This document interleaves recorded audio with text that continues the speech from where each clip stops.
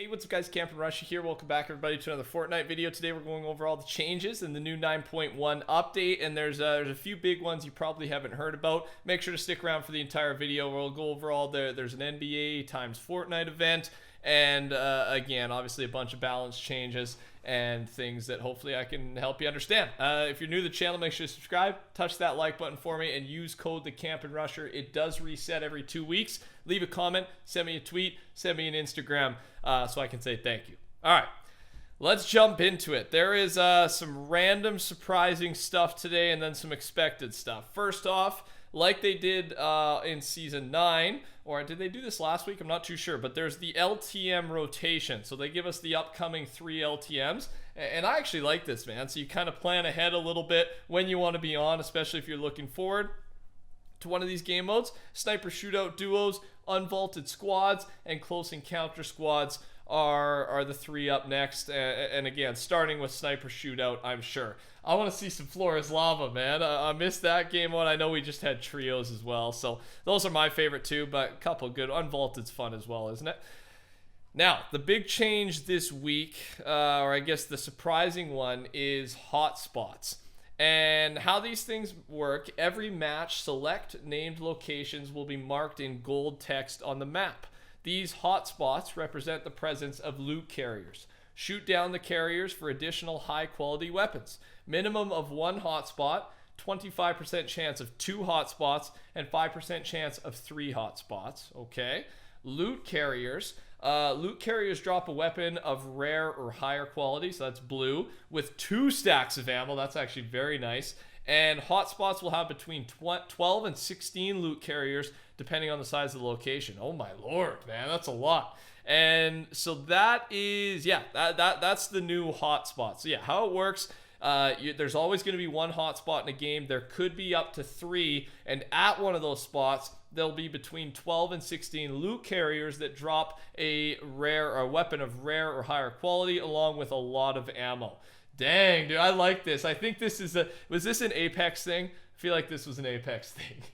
But, I mean, that's okay. I play Fortnite, so I'm down. Why not copy good? I know people might not agree with this, but copy good things. I mean, as a player, I just get to play my favorite game, Fortnite, and get to take some of the cool qualities, traits from the other game. I don't know, maybe a selfish interpretation, but I'm excited for this one. I think it's going to make for some more high action games, especially with Till. I feel like the map's a little weird right now. Like Pleasant's been super hot. I don't think Neo Tilted's as hot as Tilted used to be, so maybe they're trying to encourage some more action for people who want it, and I'm one of those guys, so I like that one.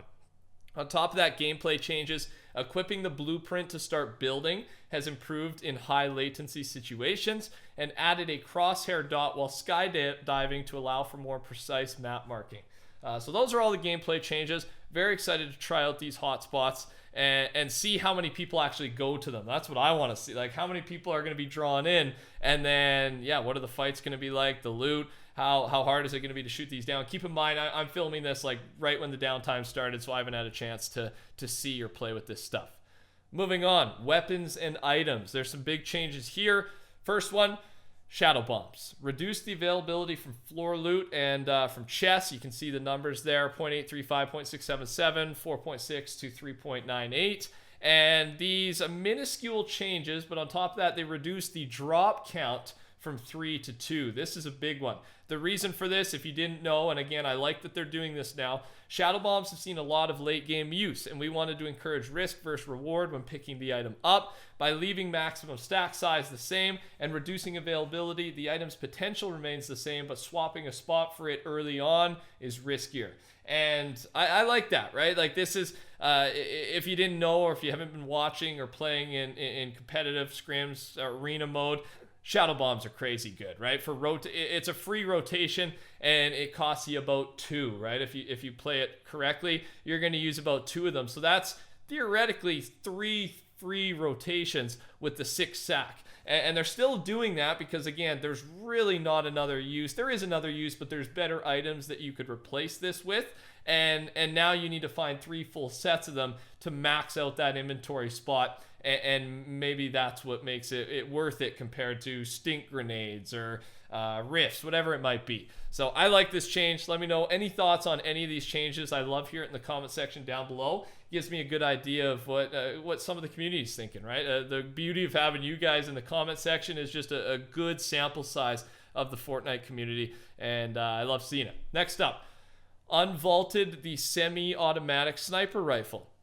It's available in vending machines, chests, and floor loot, and it's uncommon and rare. And the reasoning, since the thermal and the scoped revolver have both recently been vaulted, this week we wanted to bring back an oldie but goodie to round out the medium long range item lineup. Don't know how I don't really care about this change. I didn't use it before, probably not going to use it now, but again, it doesn't hurt me in any way, so I'm not complaining. This one I might have a little bit of a problem with. I hope they have something. The combat shotgun has seen a nerf in availability.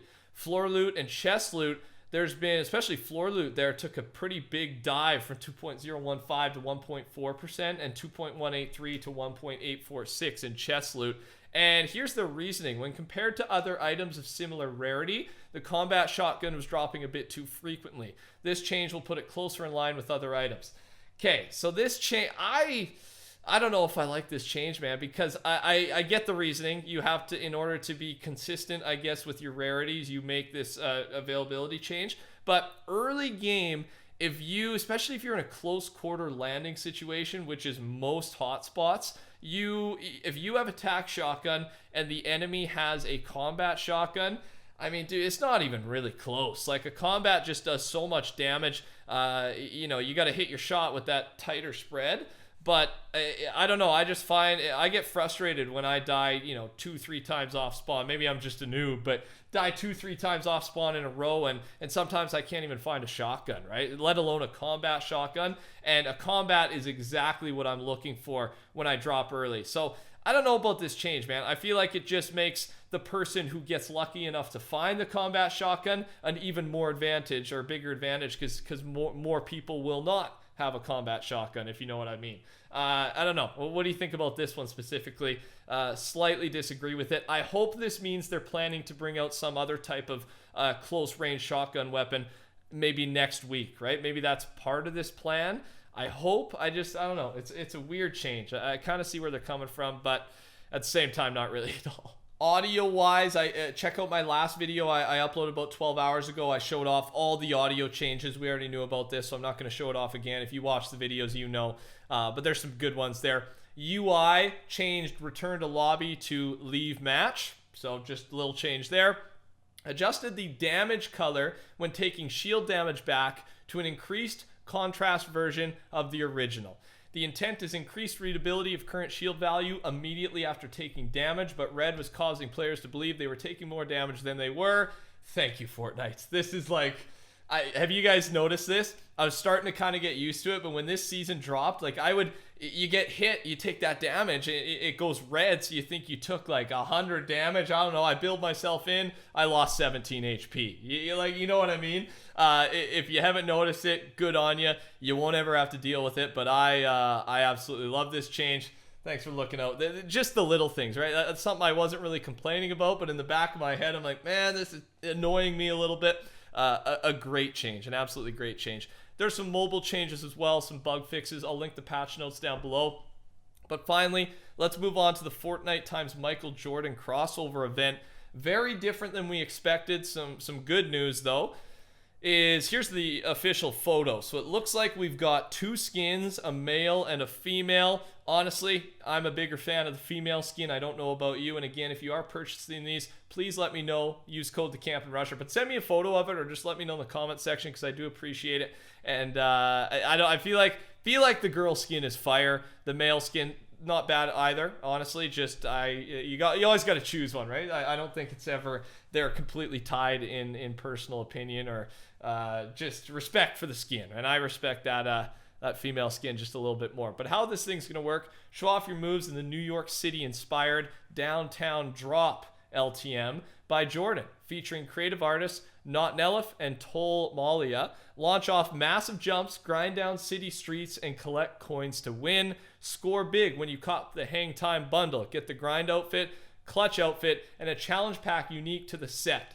So yeah, it's so you get 2 outfits in one. So this is a full-on, you get the Hang Time bundle, you get both outfits, and you get a challenge that comes with it. I will release more information on this in my next video. At this point, I don't know if there's going to be V-Bucks available, things like that. But I like this one. It says there'll be more info on this collaboration on their official blog, but the blog doesn't work right now. So I'll update you more once we actually know more. But at this time, these are all the changes I got, and I like this, man. It's something different. I'm probably honestly going to try it. I don't usually do the creative maps or anything, but this one's just, if it's an official event, I almost can't not. So maybe I'll put some gameplay of it in the background on one of my upcoming videos.